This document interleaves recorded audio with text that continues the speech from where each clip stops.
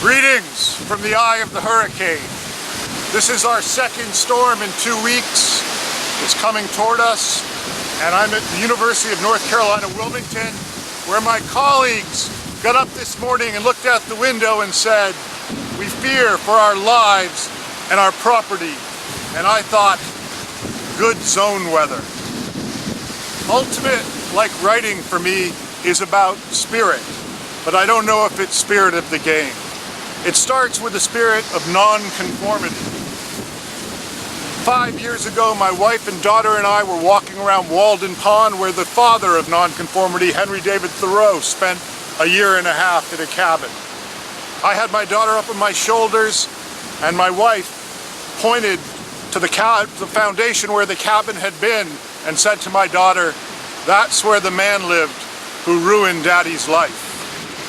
My life has been ruined twice, once by writing and once by this. To play Ultimate seriously seemed like an oxymoron. You know all the jokes, I don't have to tell them to you about, is that the thing you do with dogs? But it was an intense and strange feeling to throw yourself into something that others seem to care so little about.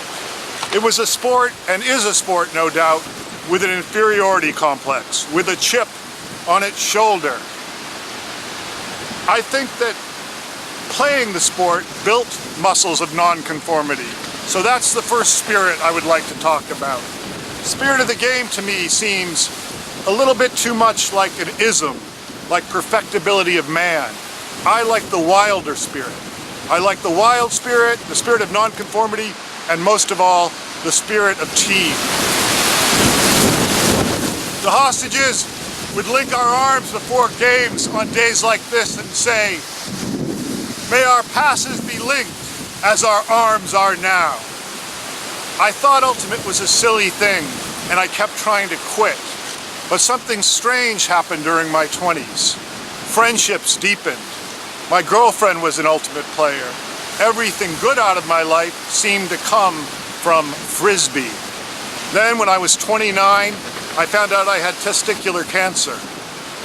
I was operated on a week shy of my 30th birthday, and I had the party to celebrate my 30th and the fact that I was still alive on my 30th. The room filled up, we sang, we drank, we had a wild night, but almost everybody in that room was connected to Ultimate. Even Steve Mooney, ancient enemy from the Rude Boys, was there. And I don't want to start on a skeptical note and end on a mushy one, but that was the night where I really got what spirit of the game meant to me. My friends, my groups, my roots, my links were all from Ultimate. And Ultimate is still with me as an old man professor. But as an old man professor, I can still do this.